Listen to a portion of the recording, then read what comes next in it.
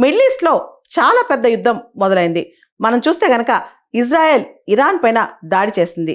ఈ దాడి Israel America రెండు దేశాలు కూడా సంయుక్తంగా చేసినట్లు ఇజ్రాయెల్ ప్రకటించింది.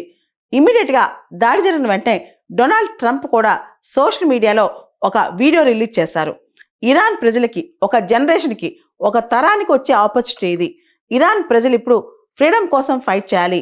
ఏదైతే ఇప్పుడు ఇరాన్ గవర్నమెంట్ని వీక్ చేస్తున్నామో అదే టైంలో ఇరాన్ ప్రజలు కూడా అక్కడ విముక్తి పొందాలి, ప్రస్తుత గవర్నమెంట్ని కంప్లీట్గా ఓవర్త్రో చేయాలి అని చెప్పి డొనాల్డ్ ట్రంప్ ఇరాన్ ప్రజలకు పిలుపునిచ్చారు.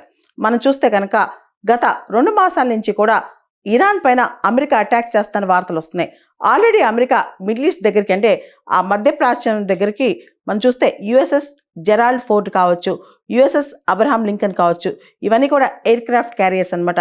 Air craft carriers, weapons, destroyers, ఒకటా రెండా కంప్లీట్గా 10,000 సోల్జర్స్ని దింపిందని కూడా వార్తలు వచ్చాయి. డొనాల్డ్ ట్రంప్ మనం గమనిస్తే కనుక ఈ సంవత్సరం 2026 బిగినింగ్లో వెనిజులా అధ్యక్షునే ఎత్తుకుపోయారు. అదేవిధంగా జనవరి నెలలో జరిగితే, జనవరి మొదటి రోజు 2 రోజు అది జరిగితే, ఇప్పుడు ఫిబ్రవరి 28 అంటే ఫిబ్రవరిలో లాస్ట్ డేట్ రోజు ఇప్పుడు ఇరాన్ పైన డైరెక్ట్ అటాక్ చేశారనమాట. ఆయుతుల్లా ఖమీనీ ఎవరైతే ఇరానియన్ సుప్రీం లీడర్ ఉన్నారో ఆయన ఇంటి చుట్టుపక్కలే చాలా అటాక్స్ జరిగాయంట.